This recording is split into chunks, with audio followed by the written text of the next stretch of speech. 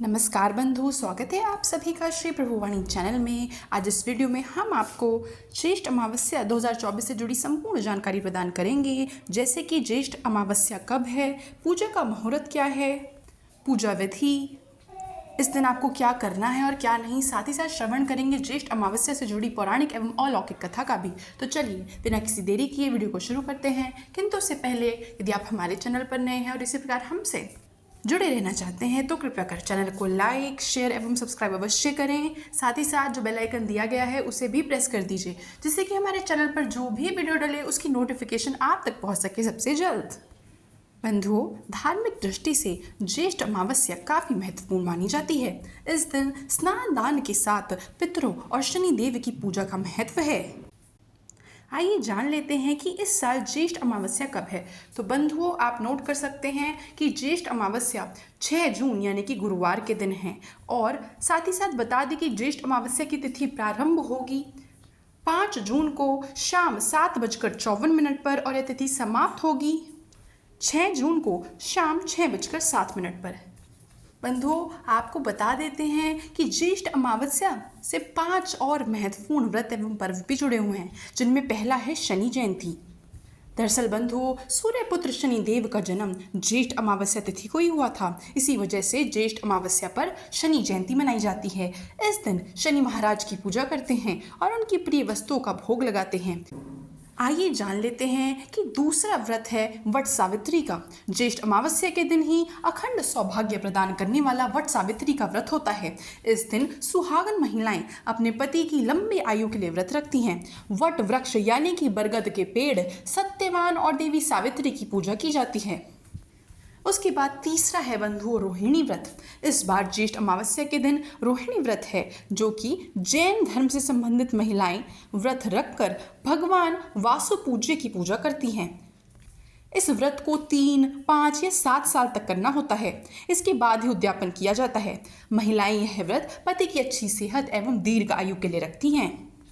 क्योंकि ज्येष्ठ अमावस्या गुरुवार के दिन पड़ रही है, इसी कारण से गुरुवार का भी व्रत है, जो कि भगवान विष्णु और माता लक्ष्मी जी के लिए रखा जाता है। गुरुवार के दिन केले के पौधे की पूजा की जाती है। और 5वां व्रत है स्वयं ज्येष्ठ अमावस्या। आइए अब चर्चा कर लेते हैं शनि अमावस्या पूजा विधि को लेकर। तो बंधुओं, शास्त्रों के अनुसार शनि देव का जन्म ज्येष्ठ माह की अमावस्या के दिन माना गया है। इस दिन शनि देव की विशेष पूजा अर्चना की जाती है। शनि अमावस्या के दिन सबसे पहले आप स्नान करें। इसके बाद शनि देव का स्मरण करते हुए व्रत का संकल्प लें। अब एक चौकी में साफ नया काले रंग का वस्त्र बिछाकर शनि देव के प्रतीक के रूप में सुपारी रखें।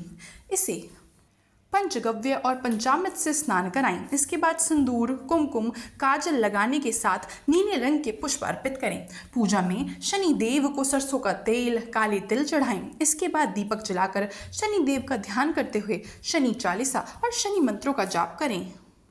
आइए जान लेते हैं कि आपको ज्येष्ठ अमावस्या पर किन बातों का खास ध्यान रखना है। तो बंधुओं, इस दिन आपके घर से कोई भी खाली हाथ ना जाए, यानी कि यदि आपके दरवाजे पर कोई भी ज़रूरतमंद व्यक्ति या फिर गरीब आता है तो आप उसे अवश्य दान दें।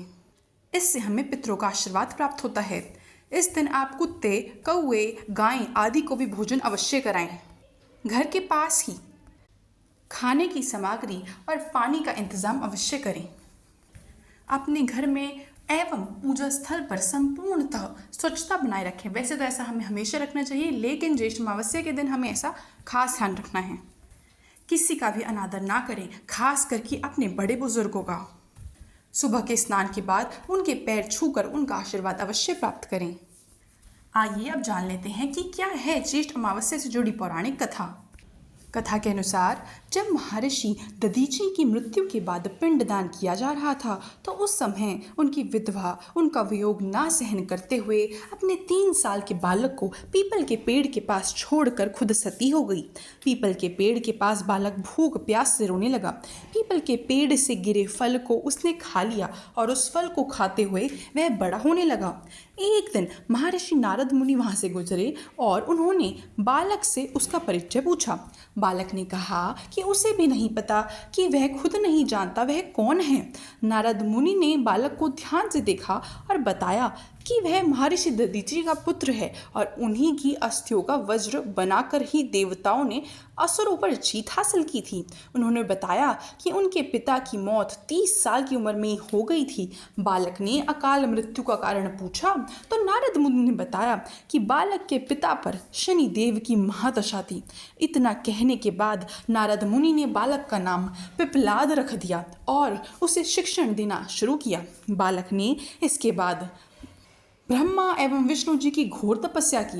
ब्रह्मा जी पिपलाद की तपस्या से खुश हुए और उन्होंने उससे वरदान मांगने के लिए कहा। पिपलाद ने कहा, किसी को भी देखने मात्र से जला देने की शक्ति, ऐसा वरदान दे मुझे प्रभु। यह शक्ति प्राप्त हो जाने के बाद पिपलाद ने शनि देव का आवाहन किया।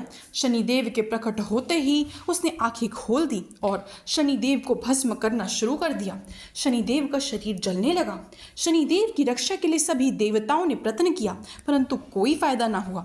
फिर देवताओं की प्रार्थना पर ब्रह्मा जी खुद पिपलाद के सामने आए और शनि देव को छोड़ने के लिए एक के बदले 2 वरदान मांगने के लिए कहा। तो पिपलाद ने 2 वरदान मांगे और कहा कि 5 साल के किसी भी बालक की कुंडली में शनि देव का प्रभाव ना रहे और कोई भी बालक शनि देव की महादशा के कारण पिपलाद की तरह अनाथ ना हो, क्योंकि पिपलाद की कुंडली में शनि दशा थी जिस कारण वह अनाथ हो गया था। उन्होंने दूसरा वरदान मांगा कि जो भी व्यक्ति अमावस्या के दिन सूर्य उदय होने से पहले पीपल के पेड़ को अर्घ देगा उस पर शनि देव का कोई प्रभाव नहीं पड़ना चाहिए। पिपलाद ने वरदान मिलने के बाद शनि देव को छोड़ दिया। तो यह थी बंधुओं आगामी ज्येष्ठ अमावस्या से जुड़ी संपूर्ण जानकारी। आशा करती हूँ वीडियो आपको बहुत पसंद आई होगी। वीडियो देखने के लिए आपका बहुत बहुत आभार।